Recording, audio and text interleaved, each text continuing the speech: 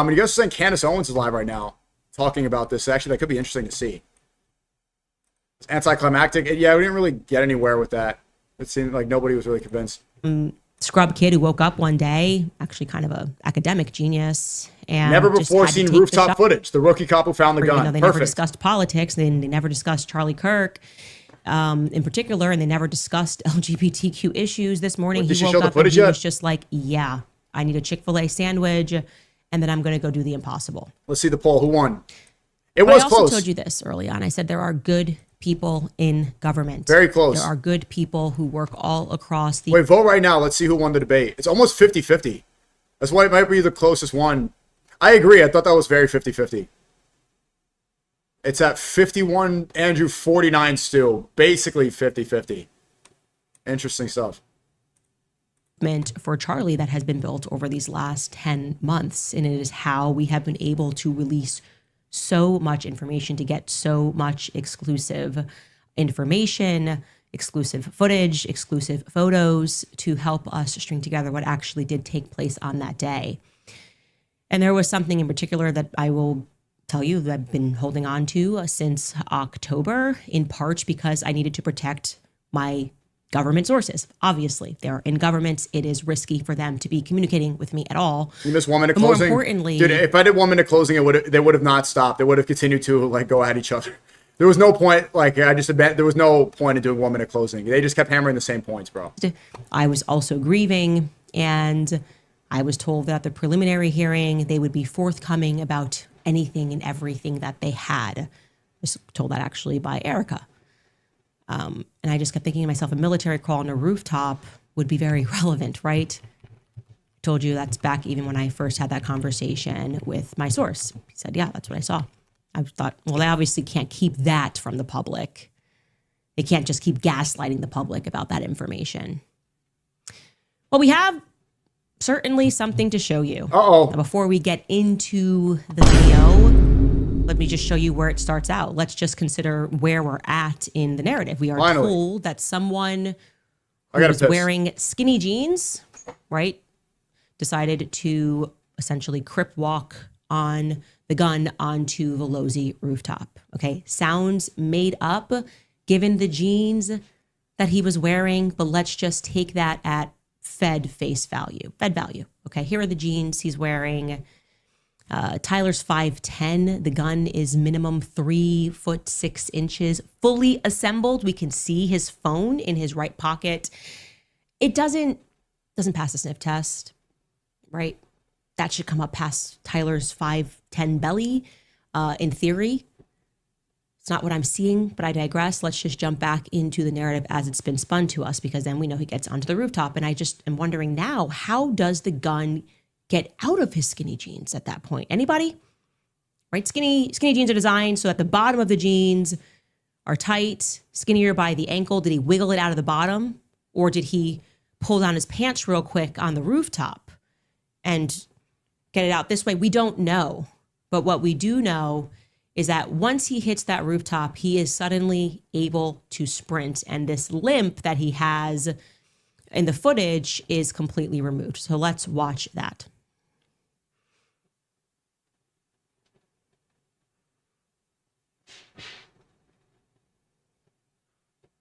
Okay. Now what happens next is exactly as my source stipulated. Our rooftop guy begins a tactical crawl. It's actually known in the military as a lateral crawl. Let's watch that.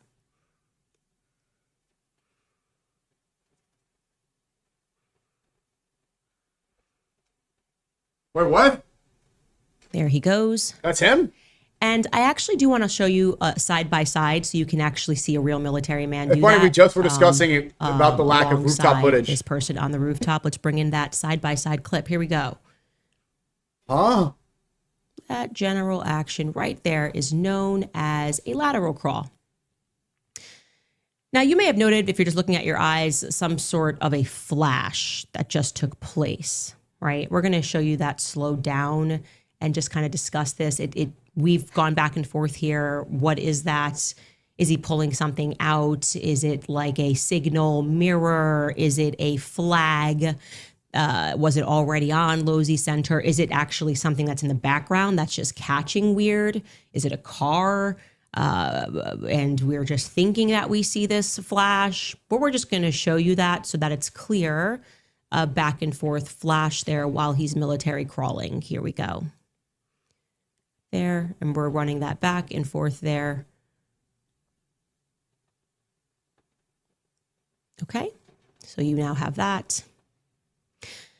Next up, what you are going to see is that it's going to look as though, as he gets into position and completes this lateral crawl, that he thrusts something forward in a way that my brain told me it looked like he was unfolding a gun.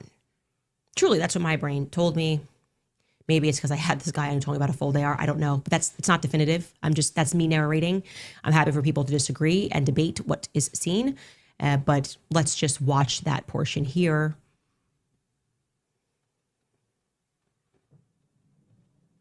There we go. Something forward, and we can watch that again. Something forward again. But more importantly than what we see here is what we're not going to see here. So remember, this is supposed to be a German 98 Mauser family heirloom gun used during World War I and World War II. That'll effectively take your shoulder out when it's fired. Even the newer models, if you go watch people shooting, they're like, oh, my shoulder. And if you're looking through a scope, as he allegedly was, you might even expect a black eye. You will recall that the guy who recorded the footage specifically told us that he saw no recoil. That's pretty crucial. He just saw the guy get up and run. And that would be, I would argue, or a lawyer in court, that would be impossible for this specific make and model of gun. So let's watch and see if we, with our eyes, can observe some sort of a kickback. And again, I have to apologize. This is not like Benny Johnson 4K footage, but it's at least clear enough here on your screen that you would be able to discern a strong kickback on a gun from somebody who's just laying down taking a shot. So I'm going to let this run. It's about 50 seconds. And you just let me know if at any point you see that before he gets up and breaks into a sprint. Take a look. There you go. That's that unfolding again.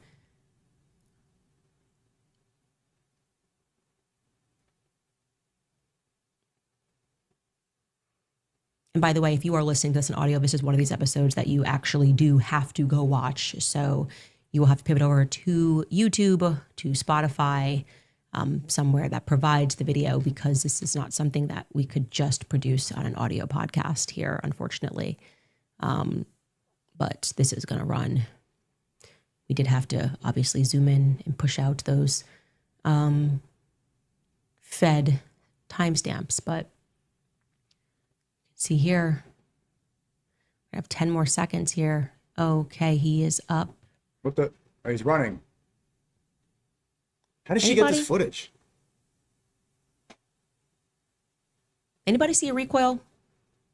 Well, she has 94,000 people watching this live. Let's actually put that footage all together uninterrupted. Here we go for you guys to watch.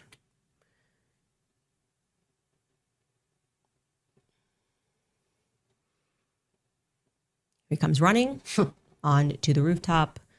Okay.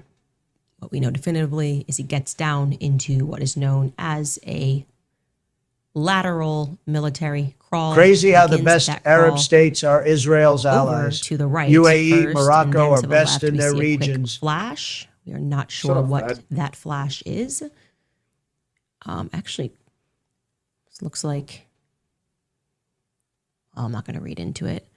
There's that throw forward. I say fold forward. You can say throw forward, but that's definitely something being flung forward, getting into position. And here we wait for what we expect to be some sort of a kickback. Where's the kickback? This must have been when our source began recording from the side of a Losi building and said, oh, I just saw someone get up there. He's got a gun. Where's the recording? Where's the kickback?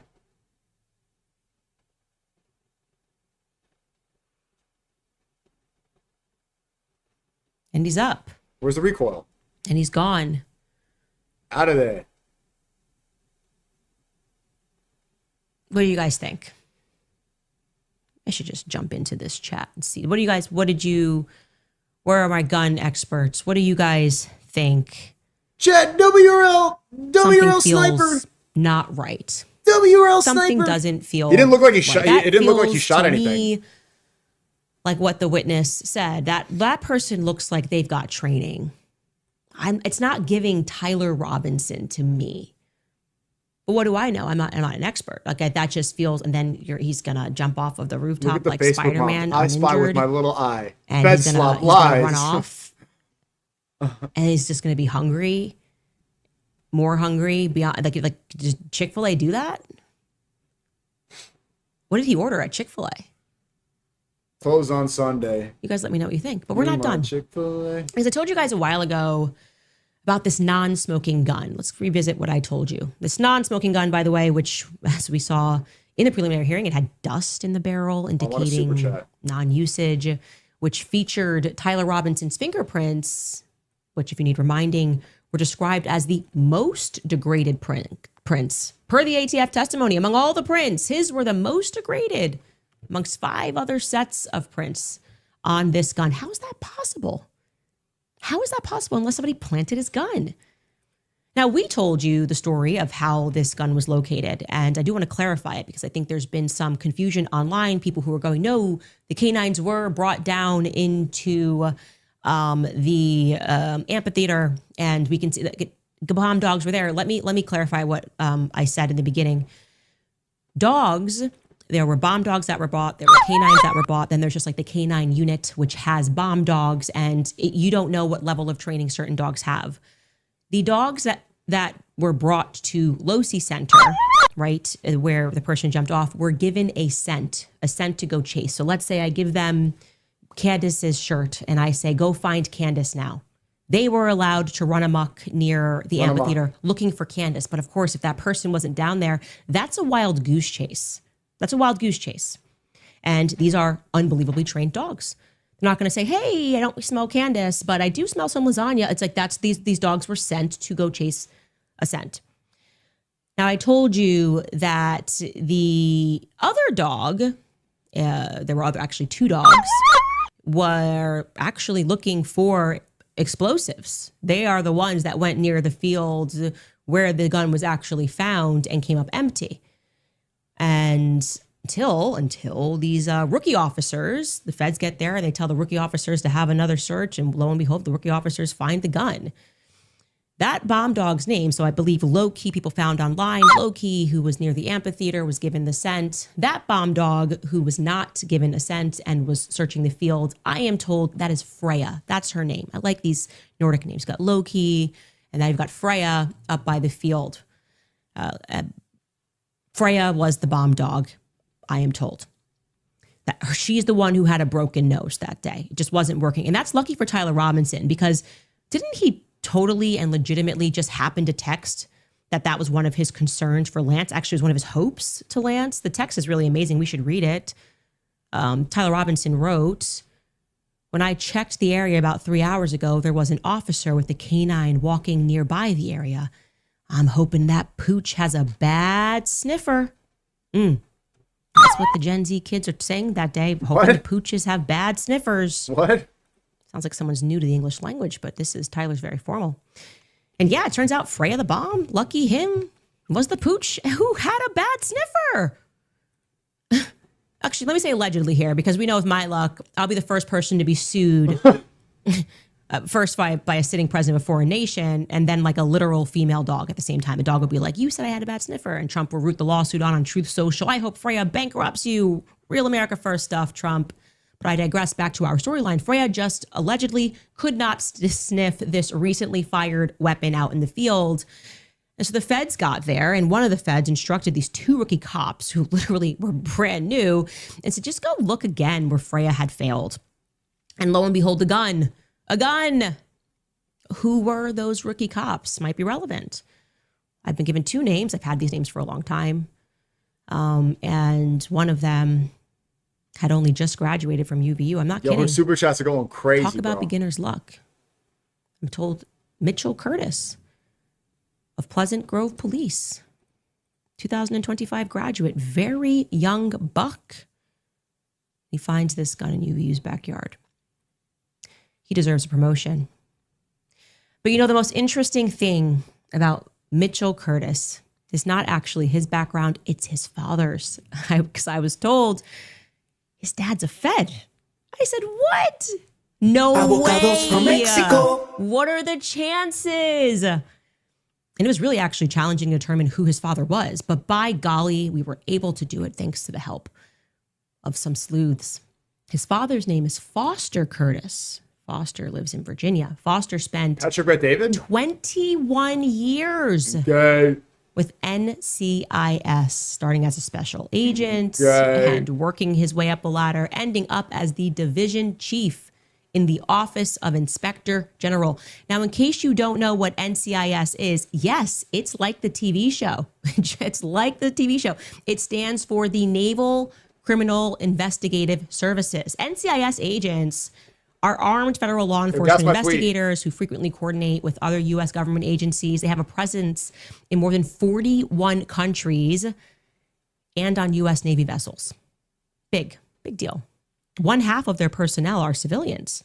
They are tasked primarily, the NCIS, with investigating major criminal activities that involve the Navy and the Marine Corps. So, for example, let's say, hypothetically speaking, you thought there was an assassination which may have been plotted and planned and executed by our military. This would be the office that would be in charge of that investigation.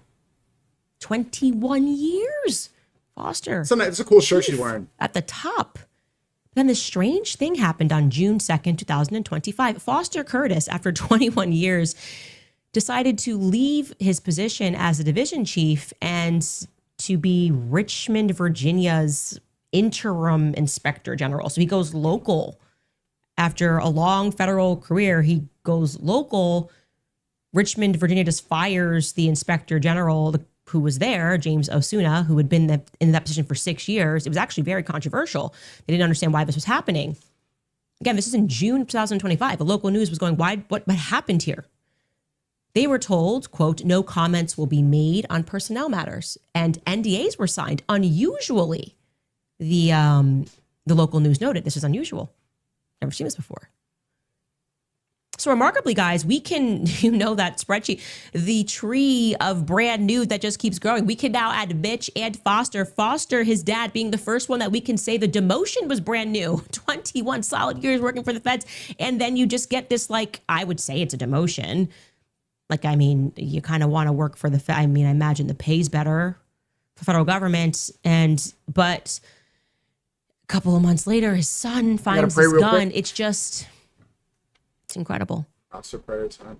It's all just so amazing how many new faces we had, so many things that were changed, people brought in Utah, and the luck of all of these new people. Biggest assassination since JFK. So, I guess congratulations are in order to the rookie cop and everybody involved. Yeah. Anyway, we should take a brief break before I tell you something else that kind of surprised me about the NCIS. All right, you guys, do you feel like you're working harder than ever but still falling behind every month? Between grocery prices, bills, and credit card debt growing, it can feel impossible to get ahead. Minimum payments aren't designed to get you out of debt. They're designed to keep you stuck. PDS Debt, however, can help. They can reduce up to half of what you owe on credit cards, personal loans, and medical bills, and it starts with a free 30-second assessment at pdsdebt.com/Candace. So stop juggling multiple payments and get one lower monthly payment instead. The savings start the day that you complete that 30-second assessment. And if you are carrying any balance on your credit cards, you should know that it's costing you money every single day. There's no minimum credit score that's required. PDS Debt is the top-rated company in the industry with thousands of 5-star reviews and an A+ rating on the BBB. So get your free 30-second personalized assessment today at pdsdebt.com/Candace. Again, that's pdsdebt.com/Candace. I also remind you guys about dose, because did you know that more than half of the average American diet is made up of ultra-processed foods? Every day we're eating foods that didn't even exist a generation ago, and we expect our bodies to keep up with all of it. Your liver is your body's daily filter, performing more than 500 functions every single day. And when it gets overworked, you feel it. You might wake up tired even after a full night's sleep, feel bloated after meals, or notice that you're just more sluggish, foggy, you're just not quite yourself.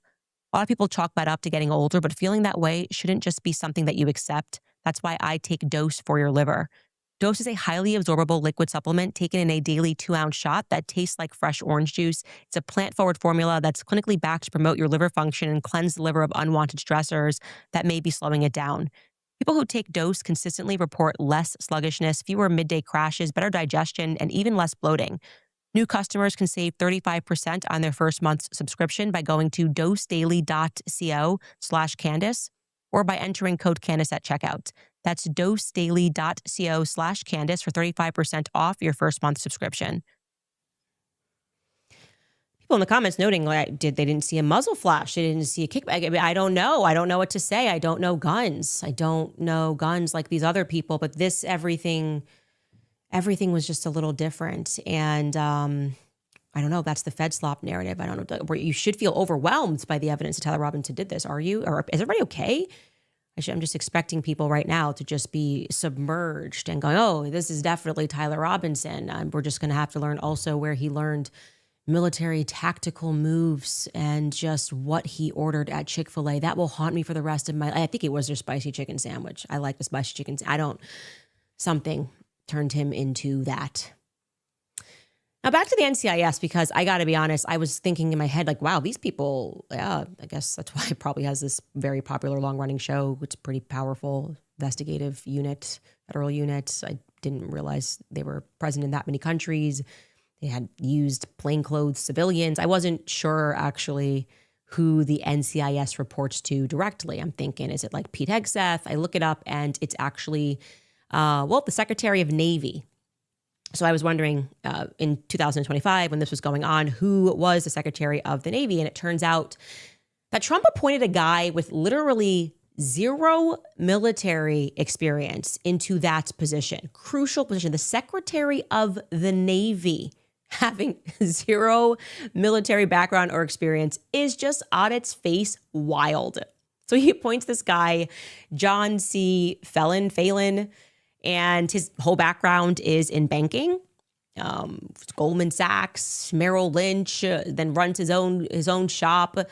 And I'm just confused, like, why would Trump do this? What qualifies him? Well, it's Trump. He likes money, right? So John, he's extraordinarily wealthy on top of everything, but also, crucially, he helped Trump raise a ton of money ahead of his second term by hosting this private fundraiser for Trump in Aspen, which featured billionaire guests like Steve Wynn in attendance, and they all sort of cut Trump these big checks. So this is sort of how DC works, right? You get me into office. When I get into office, I'm going to do you a solid and appoint you into a position which people at the time said he's not qualified for.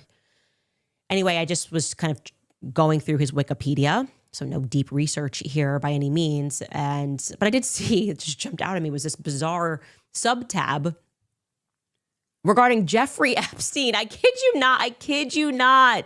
I can't. I got to shave my head. Like I'm feeling like Britney in 2007. It can't always just be like this random Epstein thing. Anyways, let's pull it up together, because I can't make this stuff up, right? And here's what it tells us. Hopefully I can read this. My vision always gets super bad when I'm pregnant.